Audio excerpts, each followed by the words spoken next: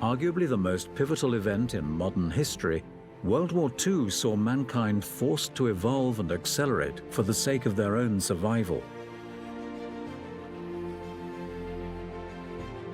The dramatic battle between Hitler and the Allies played out across every continent. This exciting series looks back across some of the most defining moments of World War II and brought to a whole new life now in color.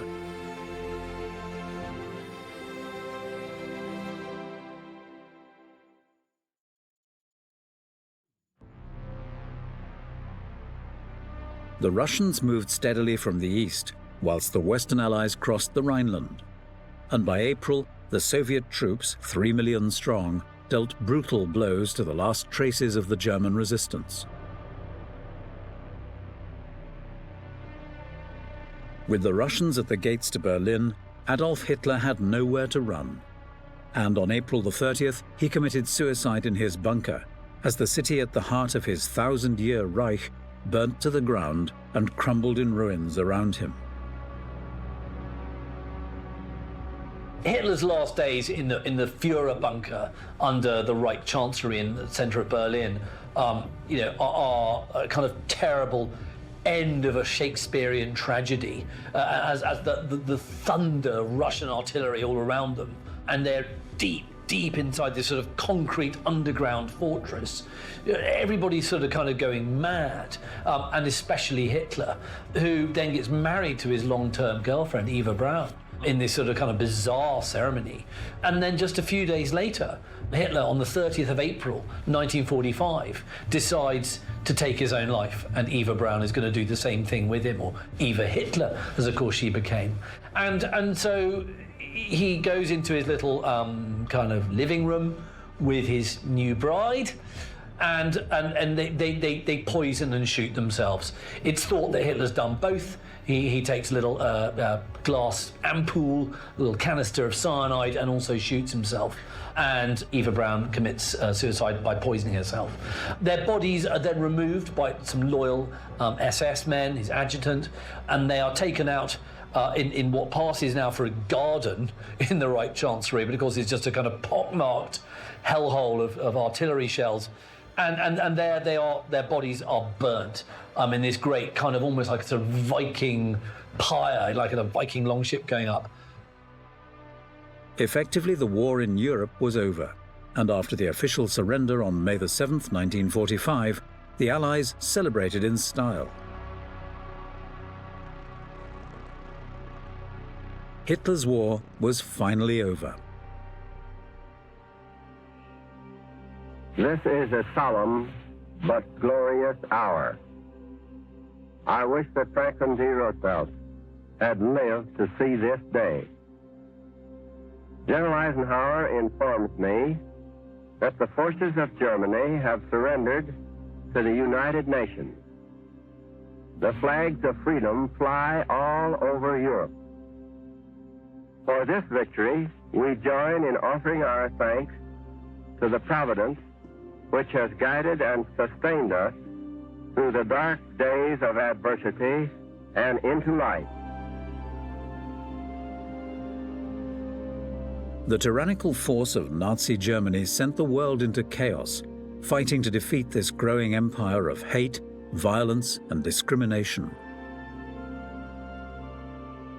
It was very difficult for the German population to come to terms with what they found out about the Hitler regime after its demise. The Allied occupation from 1945 brought about the demilitarization, the denazification, and the re-education of Germans, and that was very important. But there were also the Nuremberg trials and a host of other post-war trials in which the leading Nazis, at least the ones who hadn't committed suicide, the leading Nazis were brought to trial. Again, this kind of brought to popular attention exactly what the evils of the regime had been. The most famous trials were those held in Nuremberg, when 21 high Nazis faced their accusers. Hitler was dead, but these were his chief lieutenants, Hess and Ribbentrop among them. It was an international tribunal that sat in judgment and heard the massive evidence that was collected. The prisoners remained defiant throughout the trial, seemingly confident that they would be freed. They all were quick to plead not guilty.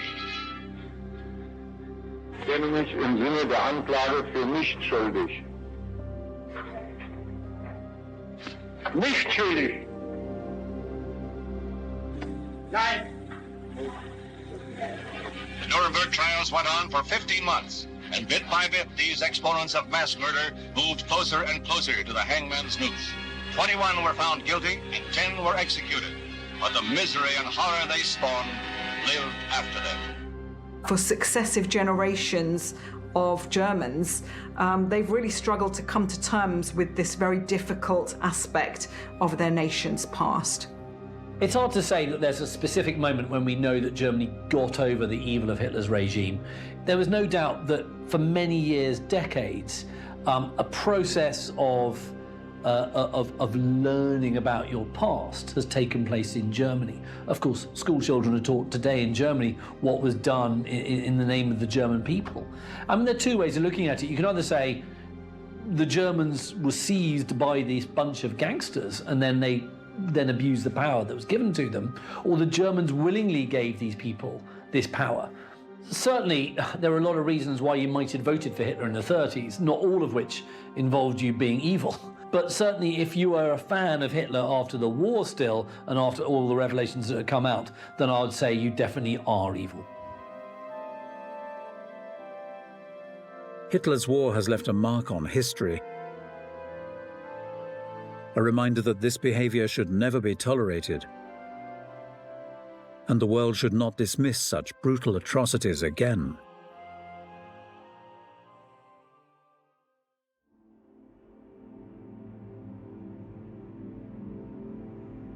As the months passed and the horrors of the German concentration camps came to light, the Allies' resolve was strengthened even further. And then, slowly but surely, the tide started to turn against Hitler.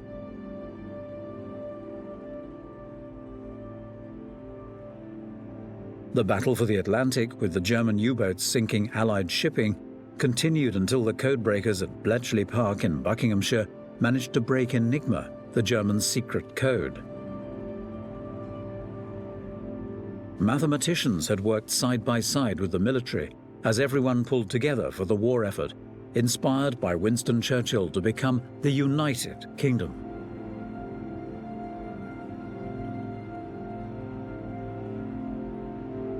Even though things were steadily going the Allies' way, the battles were still hard fought, at the front and at home. Breakthroughs came with Field Marshal Montgomery in North Africa, and the Russians counterattacked on the Eastern Front at Stalingrad. During all this time, Winston Churchill maintained a high public profile, visiting bombed-out cities and the troops in action, even when others considered it dangerous. He was a man of the people, fighting side by side with the people, and wherever he led, the British were prepared to follow.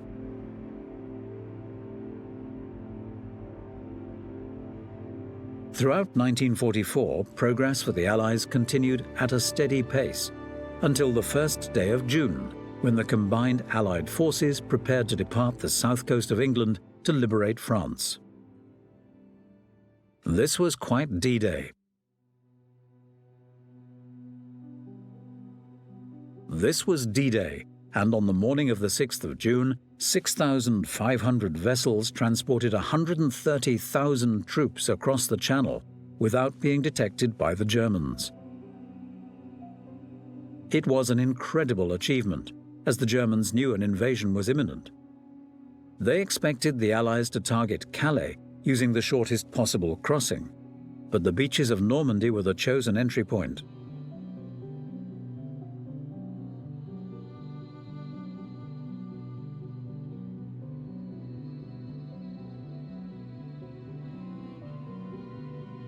Also, the weather was appalling, making conditions very difficult for the armada of ships. Again, the Germans mistakenly underestimated the enemy, believing the Allies wouldn't attempt such a daring mission in what were genuinely dreadful storms.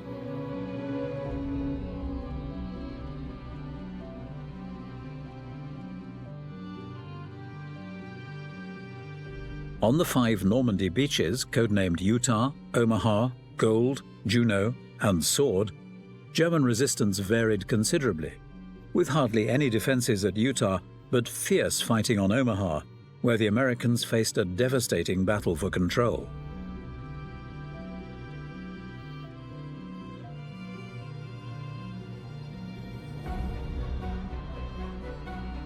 It took until August for the complete liberation of France, and defeating the Germans in the final push for Berlin was never going to be an easy task. In the end, the Russians reached Berlin before the Western Allies on the 21st of April 1945, and with nowhere left to run, Adolf Hitler committed suicide on the 30th of April in his Berlin bunker. The Germans finally surrendered unconditionally on the 7th of May.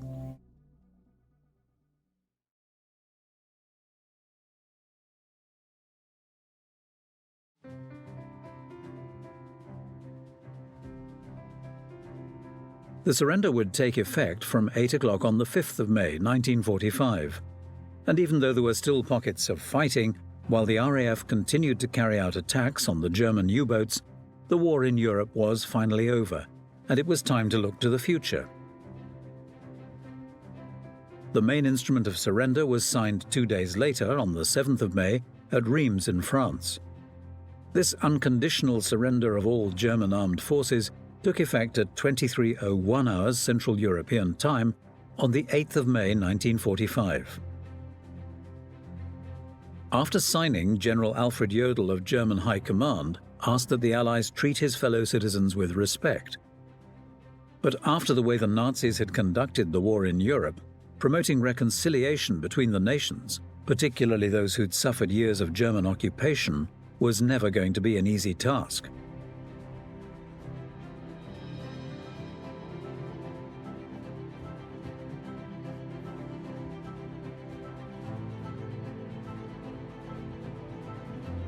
As the journalists rushed to release the news that the war in Europe was over, the British were keen to celebrate victory in Europe, with a whole day of festivities that went down in history as VE Day. It was planned for the 9th of May, but perhaps not too surprisingly in the excitement, it began a little prematurely on the 8th. Across Europe, even today, the date of VE Day varies. In Russia and several other countries, it's on the 9th, while in Britain it will always be the 8th of May when people remember this happy occasion. After 7 years of being locked in conflict, the people of Britain were determined to celebrate in style. Tables and chairs were brought into the streets as the Union Jacks flew across the land. At this point, and for years after, rationing was still very much in evidence. But somehow the wonderful community spirit that had prevailed throughout the war ensured that cakes and sandwiches were produced for tea parties nationwide.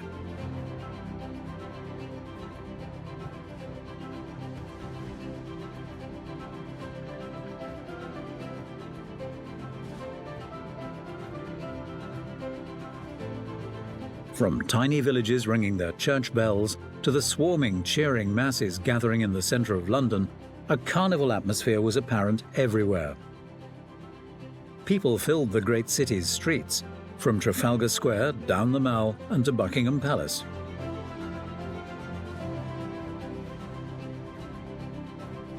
When King George VI, Queen Elizabeth and the royal family stepped onto the palace balcony to share the people's joy, it delighted the crowds below. And when Winston Churchill, the British Prime Minister, who'd been so instrumental in leading Europe to victory, was invited to join them, the ecstatic cheers were deafening. Winston Churchill was eloquent in summing up what had happened, and they were words that everybody wanted to hear. The German war is at an end. Advance Britannia. God save the King.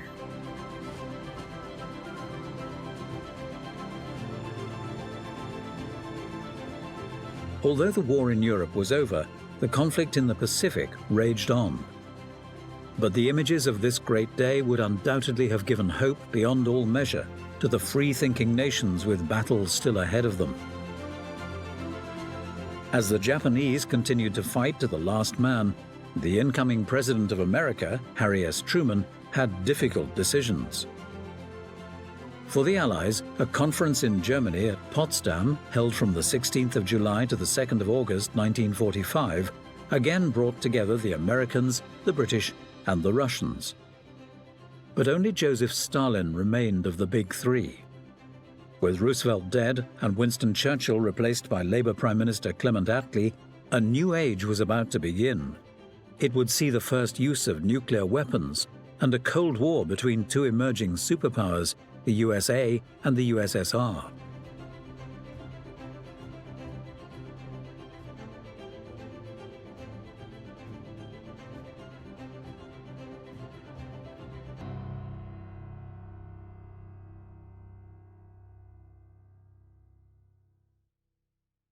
Yet the first steps towards peace and reconciliation could now be taken as people began sifting through the rubble of their shattered lives, rebuilding whatever they could and reinventing what had been lost forever. There was a difficult road ahead. It would take some 45 years before Germany reunified as one nation in 1990. While Europe settled the terms of the victory, the final chapters of World War II drew to a close in the Pacific.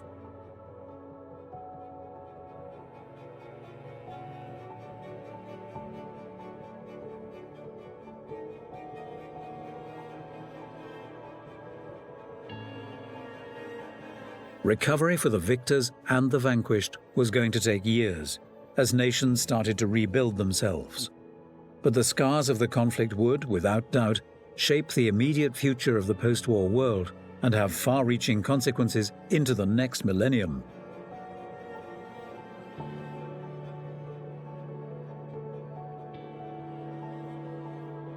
More than 70 million people, civilians and military personnel, had died. Men, women and children.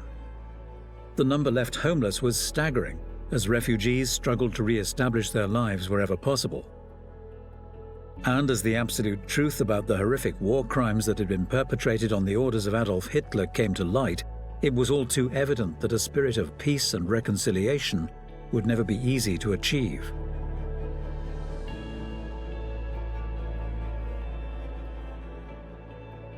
Nevertheless, the Allies were determined that even such notorious war criminals as Hermann Göring should receive appropriate justice. And the Nuremberg trials were held in Germany between 1945 and 1949 to ensure that those responsible for atrocities were held to account for their actions. It was also crucial that the Allies did all in their power to promote better relations between every nation, so the rise of a dictator as dominant as Adolf Hitler committing such terrible crimes against humanity could be prevented from ever happening again. Just as the League of Nations had been formed for this laudable purpose after the First World War, the United Nations came into being on the 24th of October 1945 to continue the peacekeeping role.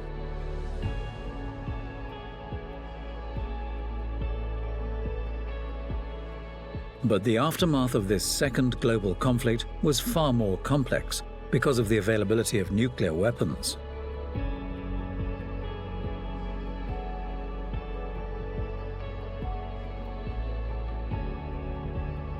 The alliance between Russia, America, and Britain had always been uneasy, and East-West relations started to deteriorate long before the end of the war. And it was soon evident that the USA and the USSR were now the major powers in the brave new world post-1945. The British Empire was, in effect, finished. And with the nations previously occupied by colonial powers gaining their independence, the maps all had to be redrawn. But as India, once described as the jewel in the empire's crown, escaped British rule, it faced further turmoil, resulting in the independence of the Muslim nation of Pakistan.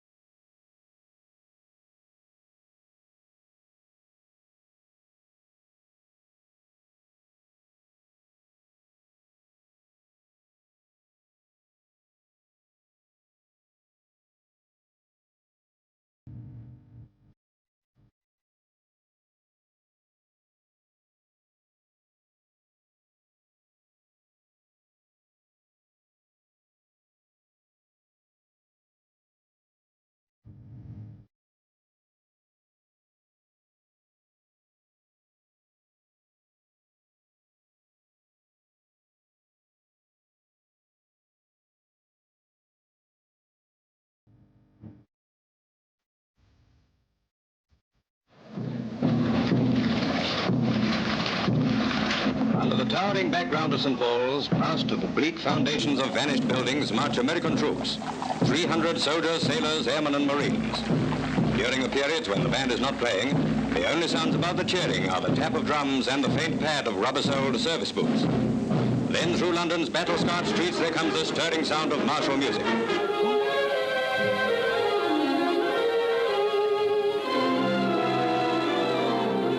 Two little girls who have yet to know a world of peace are waiting to welcome the daddy they can't remember.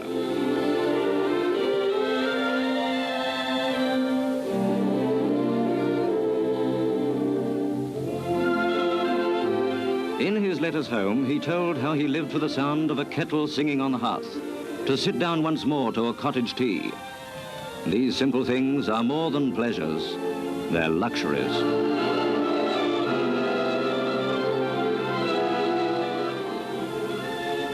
That other request has been remembered too. 5 years ago, this man was in the building trade. Homes are his specialty.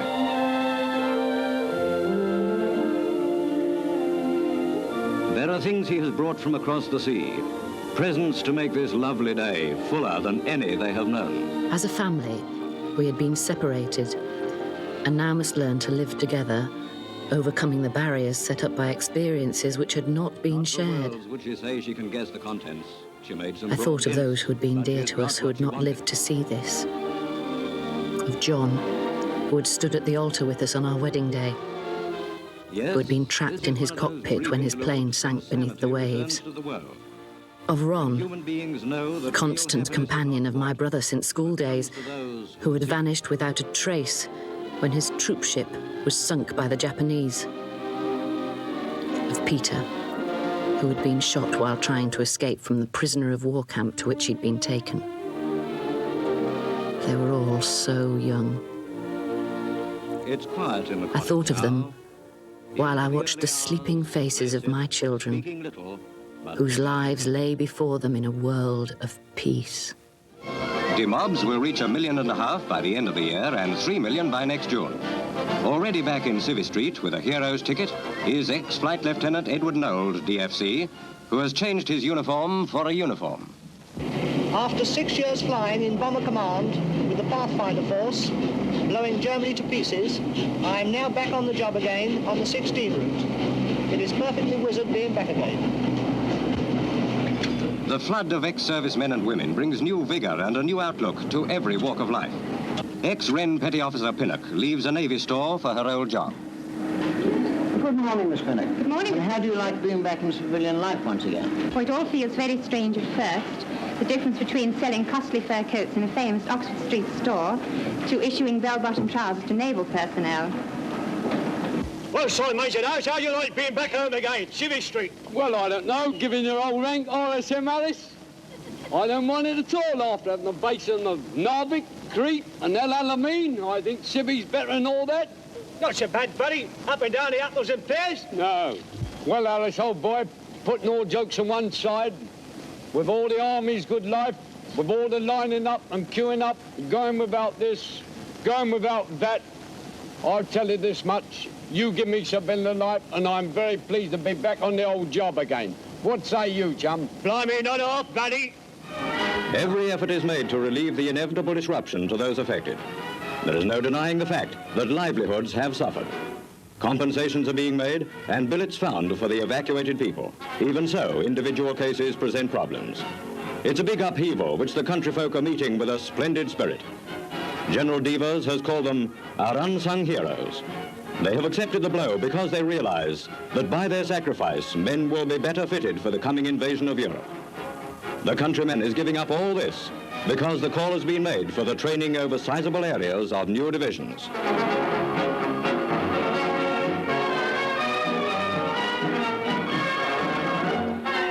When Britons are subjected to stress, be it a raid or a notice to quit, they invariably find comfort in a cup of tea. Landsmen are giving much, and American soldiers will respect their sacrifice.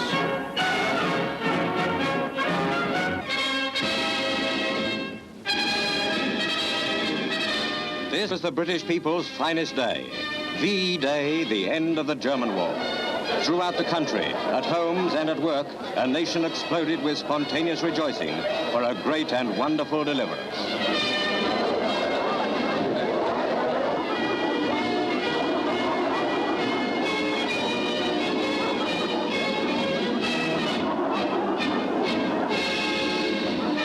War scarred the face of Britain, but nothing ever sapped or changed the character of our people.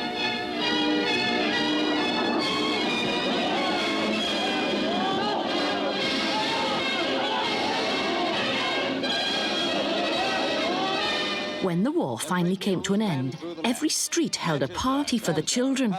Trestle tables laden with cakes, jelly, sausage rolls and sandwiches were laid out in the middle of the road, and a huge bonfire was lit. The men rigged up floodlighting in all our gardens and put fairy lights in all the trees. We had games for the children and dancing for the adults. It was a night to remember for us all. And to add to the joy, one of our road who had been a prisoner of war was released. He walked into his home just in time to join the party.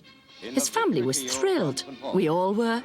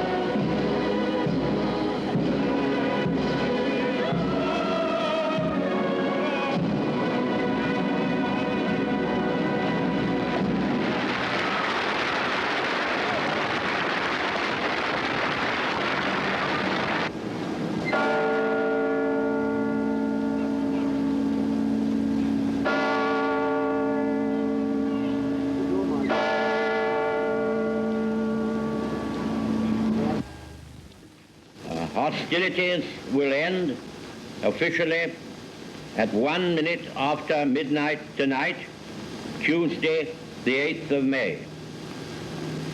But in the interest of saving lives, the ceasefire began yesterday to be sounded along all the fronts. The German war is therefore at an end. We may allow ourselves a brief period of rejoicing. Today is Victory in Europe Day.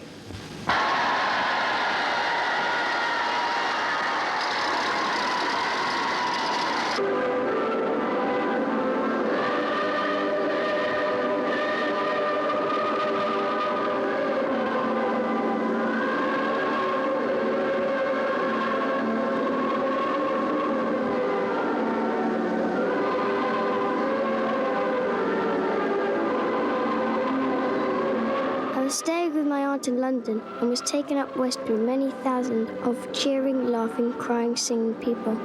I had never seen anything like it and was totally unprepared for a bear hug from an American soldier who lifted me right off my feet and swung me round and landed me a smacking kiss. Hallelujah! Later, we gathered outside Buckingham Palace. Who cares about rain? We began to chant, "We want the king! We want the king!"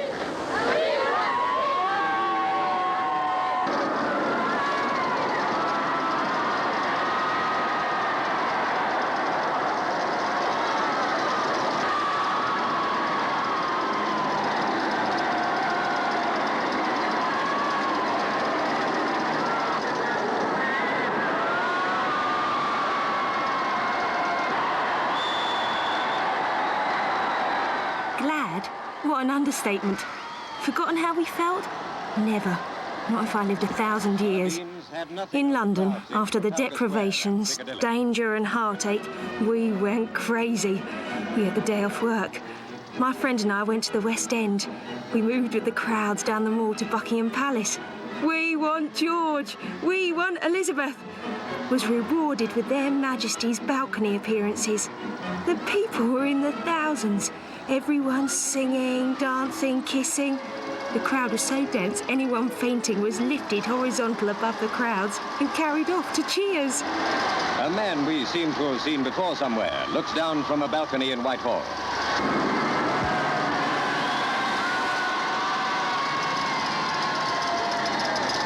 I remember the thrill and relief after the previous day's waiting for the Prime Minister's announcement of the end of the war in Europe. And my parents went out on the balcony in response to the huge crowds outside. I think we went on the balcony nearly every hour, 6 times. And then when the excitement of the floodlights being switched on got through to us, my sister and I realized we couldn't see what the crowds were enjoying. My mother had put her tiara on for the occasion, so we asked my parents if we could go out and see for ourselves. I remember we were terrified of being recognized, so I pulled my uniform cap well down over my eyes. A grenadier officer amongst our party of about 16 people said he refused to be seen in the company of another officer improperly dressed. So I had to put my cap on normally. We cheered the King and Queen on the balcony and then walked miles through the streets. I remember lines of unknown people linking arms and walking down Whitehall.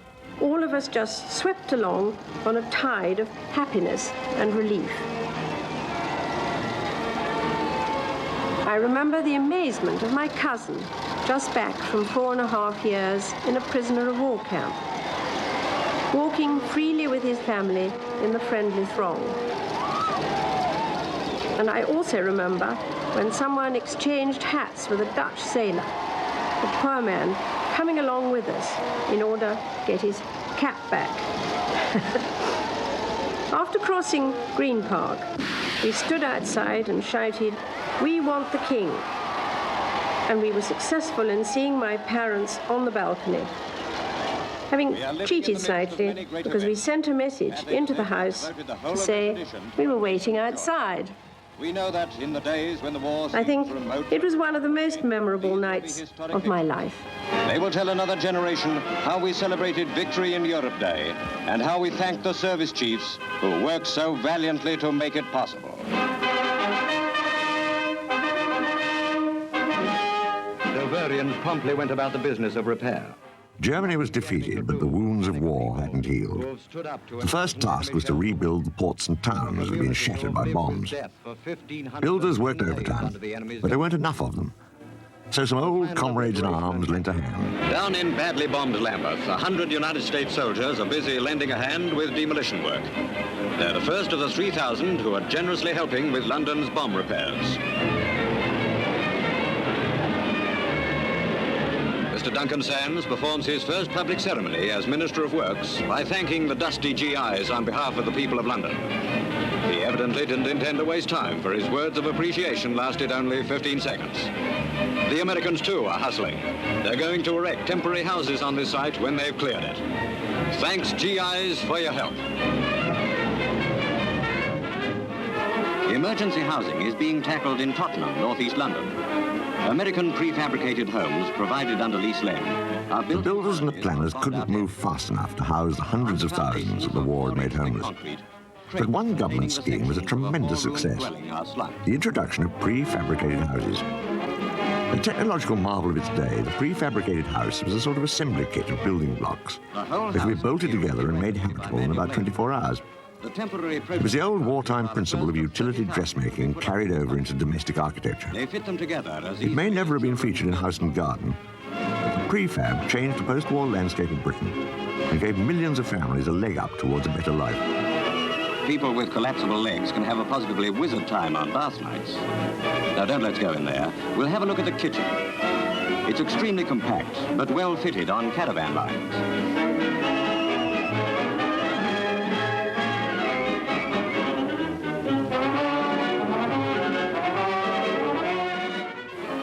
This house of the future has no stairs, no dust-collecting wainscoting, and is intended to last about 10 years.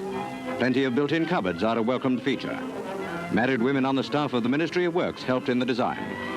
The kitchen is compact, but the initial blueprint didn't provide sufficient facilities for washing clothes. They're going to fix a small copper now in the bathroom. The refrigerator tops the list of the £80 worth of internal fittings built into Churchill Villa.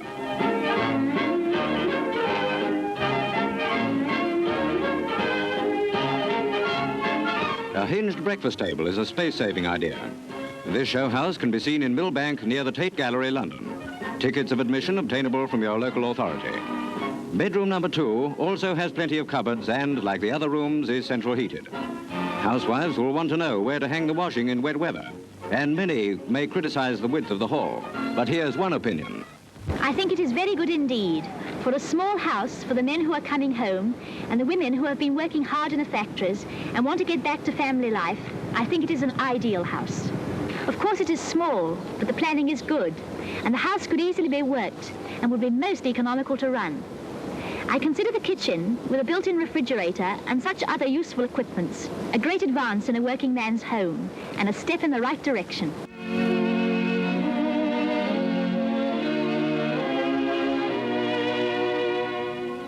The people of Britain, those who fought and those who waited through the anxious years, pay solemn homage to the dead of 2 world wars. At the hushed crossways of empire, the king and his people met for the cenotaph service, the first for 7 years.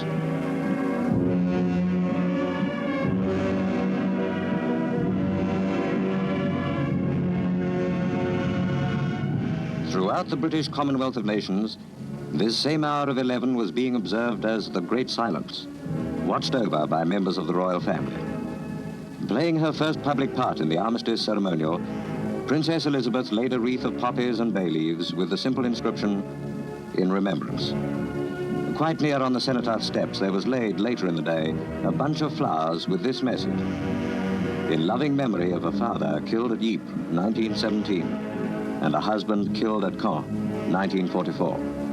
In such wise the nation remembers."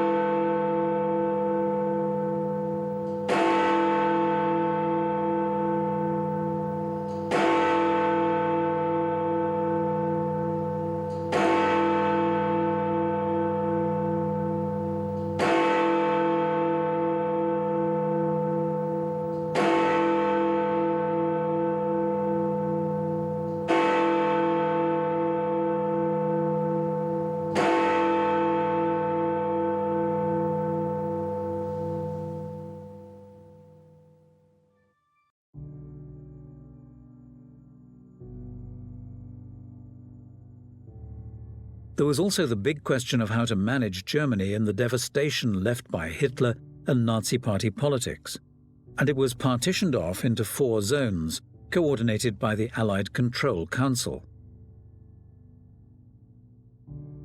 However, as a Cold War developed between the USA and the Soviet Union, the American, French and British zones joined to form the Federal Republic of Germany.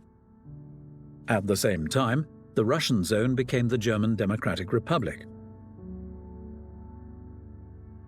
As matters deteriorated yet further between the USA and Russia after their head-to-head involvement supporting opposing factions in the Korean War, which began in 1950, and the Vietnam War fought into the 1960s, a closed border was created by the Russian-backed communists, separating East and West Germany.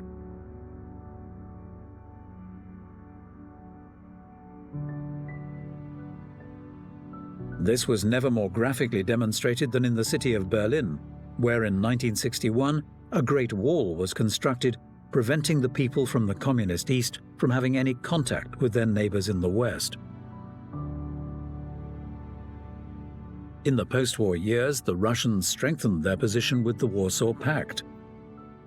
The Americans did the same with NATO, but as a result, during the 1950s and 60s, there were some extremely dangerous clashes. The threat of a nuclear war between the two emerging superpowers became a threat of destruction for the whole world.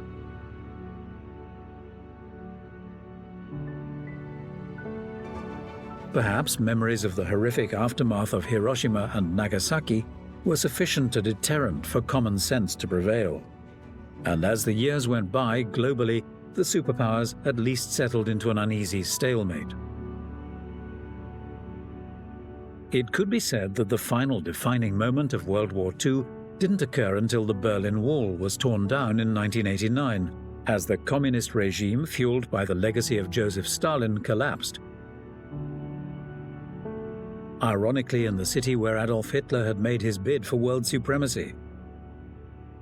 A spirit of reconciliation has triumphed over the evils of tyranny, because in 1990, East and West Germany were reunified.